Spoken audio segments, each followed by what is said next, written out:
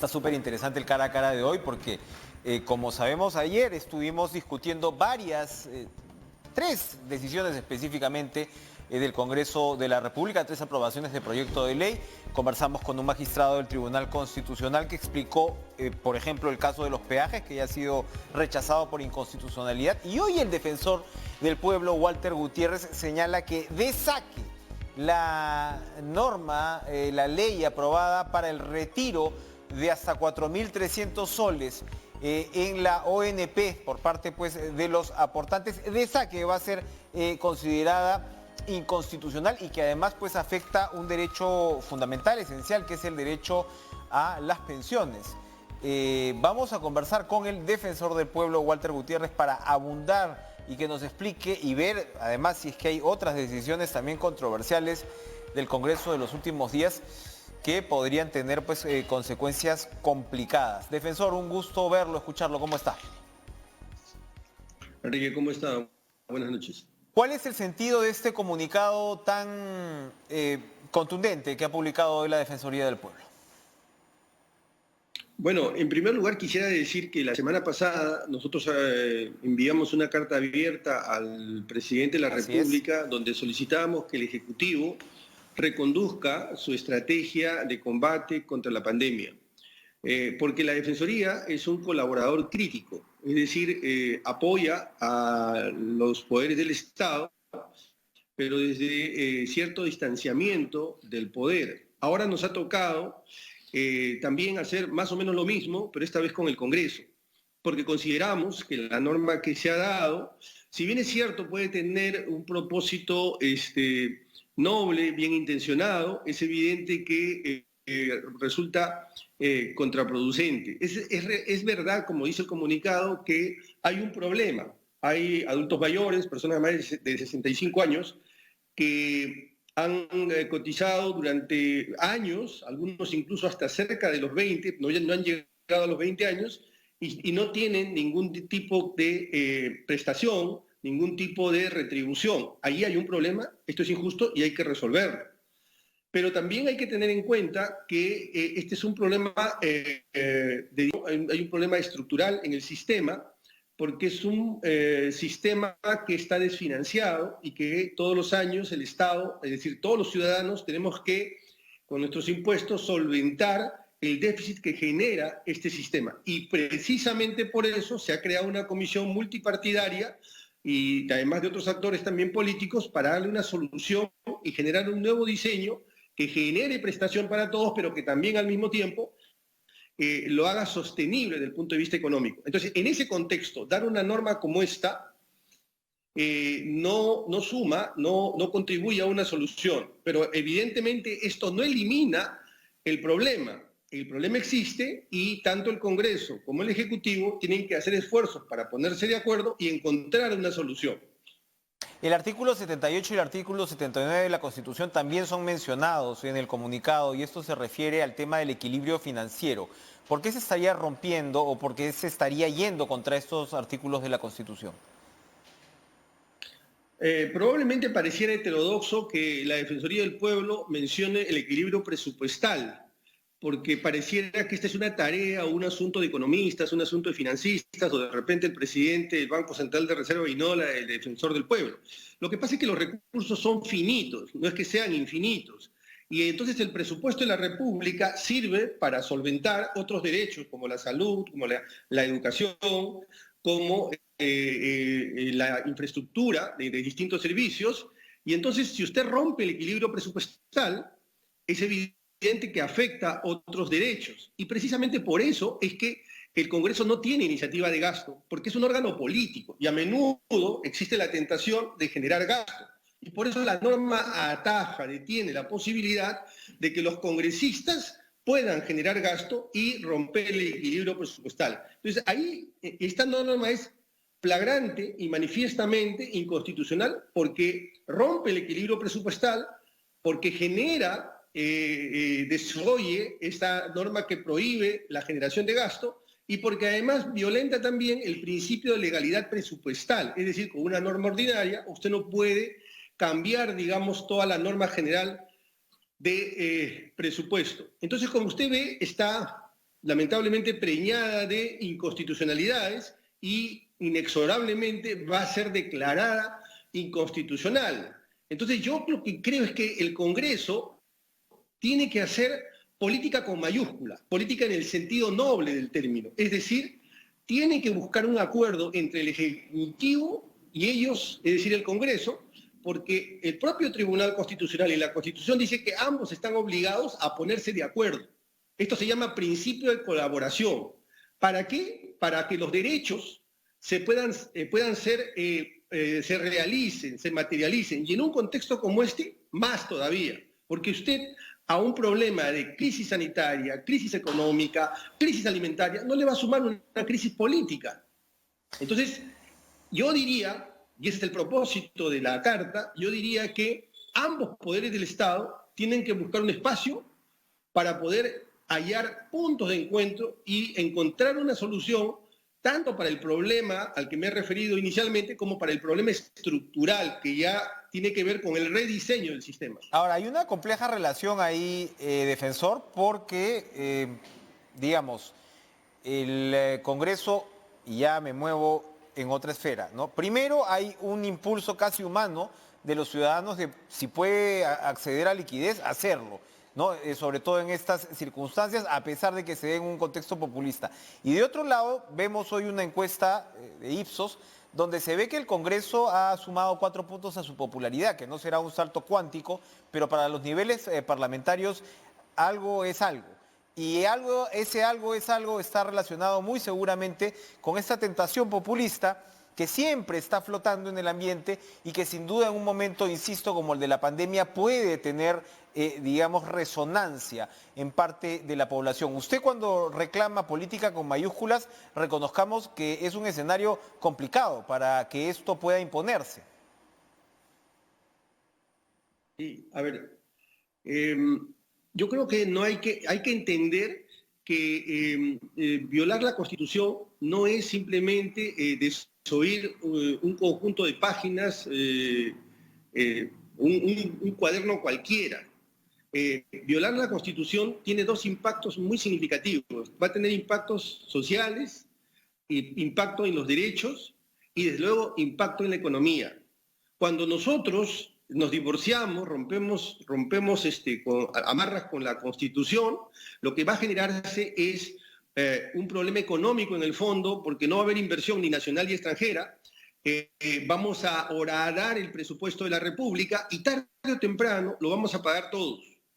Tarde o temprano este asunto nos va a costar a todos y va a ser muy difícil salir de la crisis. Tal vez hoy tengamos el espejismo del día a día.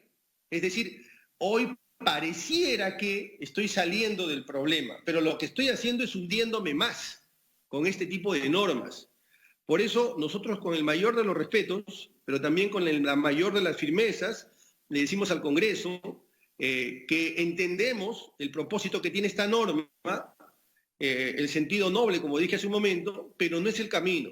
No es el camino porque esto lo van a pagar con salud, con vidas, con educación, miles de peruanos, porque todo va a ser muy difícil a partir de la transgresión de la Constitución. La Constitución no es una norma cualquiera, no es simplemente un prurito jurídico de respetar la Constitución, tiene que ver con derechos, tiene que ver con temas sociales, no tiene que ver simplemente con la literalidad jurídica. Así es. El presidente del Congreso ha señalado que si el Ejecutivo observa la ley, ellos se irán por la insistencia. Y acá, como usted señala, es muy probable pues, que el Tribunal Constitucional declare de plano la inconstitucionalidad de la ley. Pero el daño ya no se habría hecho porque se va a cobrar la plata mientras eso ocurre, o se va a retirar la plata mientras eso ocurre. El Tribunal Constitucional pues, no oficia tan rápidamente sus sentencias. Bueno, quisiera decir dos cosas en relación a lo que usted me plantea. Primero, que en efecto cuando una norma es aprobada por el Congreso tiene lo que se llama la presunción de constitucionalidad y por lo tanto tiene vigencia hasta que el Tribunal Constitucional, que es el último intérprete de la Constitución, no decida que esa norma es inconstitucional. Es decir, si lo hace dentro de 6 meses, la norma habrá tenido vigencia 6 meses. Sin embargo, por la lectura, por lo que acabo de revisar por la mañana, me da la impresión que la norma no es autoaplicativa. ¿Qué significa esto en castellano? La norma va a requerir algunos mecanismos de implementación, no es que se va a poder implementar inmediatamente. Okay. Entonces, tal vez en el tiempo coincida este derrotero de aplicación con su declaratoria de inconstitucionalidad. Pero yo me pregunto, ¿para qué llegamos a eso? ¿Por qué mejor ambos poderes no interpretan correctamente el mandato constitucional y se ponen de acuerdo? Sería lo mejor en este caso. También el señor Merino de Lama ha respondido a la decisión que se ha dado a conocer ayer del Tribunal Constitucional con respecto a declarar la inconstitucionalidad de esta ley que suspendía los peajes, que algunos paralelos tiene con lo que está ocurriendo, con las decisiones que se está tomando en estos días por el Congreso, y ha recordado que el Parlamento ya tiene en marcha la comisión que nombrará a los nuevos miembros del Tribunal Constitucional o que, digamos, dirigirá el concurso de esos nuevos miembros, y ha resaltado que el mandato de los miembros del Tribunal Constitucional está vencido hace más de un año. ¿Esto de alguna manera tendría que paralizar al Tribunal Constitucional, dejarlo en una suerte de limbo? Se lo pregunto en su calidad de jurista. Bueno, en realidad la norma establece que los miembros del Tribunal Constitucional, no obstante que haya vencido su mandato, siguen teniendo competencia en materia jurisdiccional hasta el último día. En el Perú ya ha sucedido esto varias veces. Han habido magistrados en ternas anteriores, en tribunales anteriores, que han estado no uno, sino 2 y hasta 3 años. Y eso no significa que no tengan capacidad para resolver. Hasta el último día que estén, ellos pueden resolver y pueden administrar justicia constitucional. Esto en primer lugar. Y en segundo lugar, usted tiene razón cuando dice que existen algunas similitudes, semejanzas entre la norma de peajes y esta de la ONP, y eso también debe llevarnos a reflexionar, porque el Congreso debe comprender que el sistema democrático constitucional no es solamente un sistema de derechos, es también un sistema de contrapesos, y la Constitución es un estatuto de poder. Ellos tienen el poder de dar normas, el Tribunal Constitucional tiene el poder de interpretar y determinar qué normas son constitucionales y qué normas no son constitucionales. Entonces, ser demócrata significa entender que el poder tiene límites. Y en último lugar, quisiera decir en relación a la elección de los miembros del Tribunal Constitucional, esa es una tarea supremamente delicada, extremadamente delicada, justamente porque el principal acto de poder es el acto legislativo, y ese acto tiene que ser controlado. Elegir a los miembros del Tribunal Constitucional que pueden detener, que pueden atajar justamente cualquier exceso, es sumamente importante. Y por eso hay que tomarse todos los tiempos, deben darse todos los filtros, tiene que ser muy transparente y tiene que seguir un derrotero meritocrático para elegir a los miembros del Tribunal Constitucional. De manera que yo estoy seguro que harían bien si siguen, digamos, todos estos parámetros. Defensor del Pueblo, vamos a ir a una pausa, Walter Gutiérrez, y regresamos para seguir conversando. Hay una ley, hay otra ley bastante controversial sobre el ascenso automático de los trabajadores de salud. Regresamos con el Defensor del Pueblo. El peligro, Defensor del Pueblo, con el panorama de las pensiones no ha concluido. UPP ha pedido poner a debate el proyecto para retirar hasta el 100% de los fondos de la AFP, que es por supuesto otra cancha, pero también seguramente pues pondría en cuestión los derechos que usted mismo ha señalado para el caso de la ONP.